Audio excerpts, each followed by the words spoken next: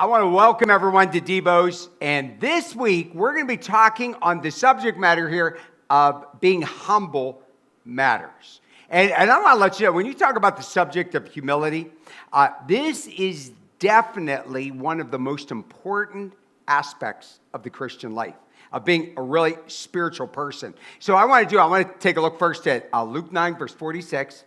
Okay, an argument arose among them. Okay, this is between Christians, okay? Can you imagine having a church argument with somebody? It says, as to which of them was the greatest. Okay, but Jesus, knowing the reasoning in their hearts, he took a child and he put him by his side and he said to them, whoever receives this child in my name receives me. Now, whoever receives me receives him who sent me. For he who is least among you all is the one who is great. Do you see that? He said, the guy that's the littlest now is going to be the biggest later. Now, I like that because I'm short, okay? But it has nothing to do with that. He's talking about when it comes to doing things publicly or to be receiving praise.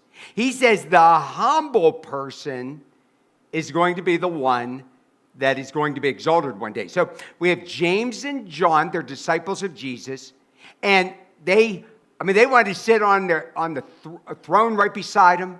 They wanted to be the greatest in heaven as the leaders. And Jesus had already promised them that they were going to hold great positions for the service that they were going to do, but they were really going to pay a price with this. Good leaders must become good servants. You know, one of the big problems that we have with people that are leaders is they weren't servants first. Did you know that the people that are the best with their money are the people way back when they didn't have anything?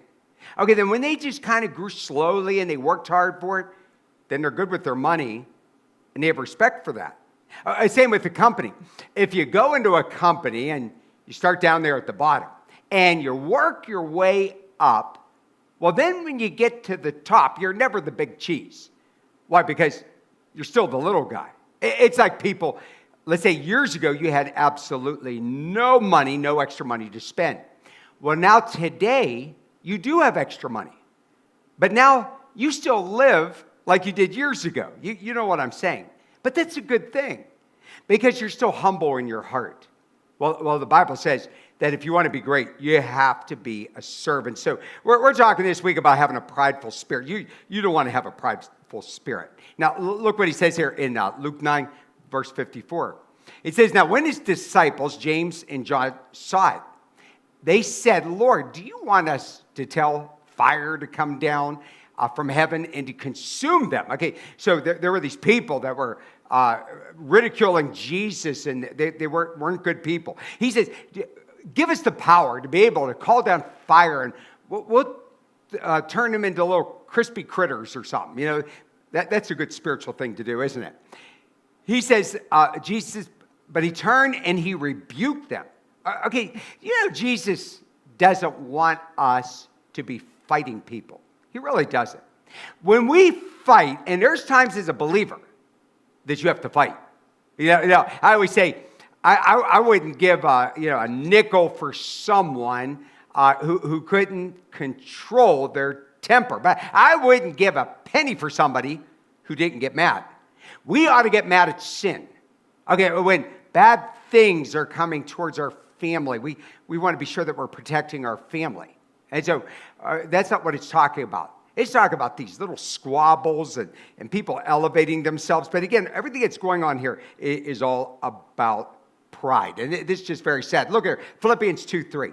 Nothing is here to be done with selfish ambition or conceit, but in humility, count others more significant than yourselves. Boy, that's pretty powerful. You want to put other people before yourself.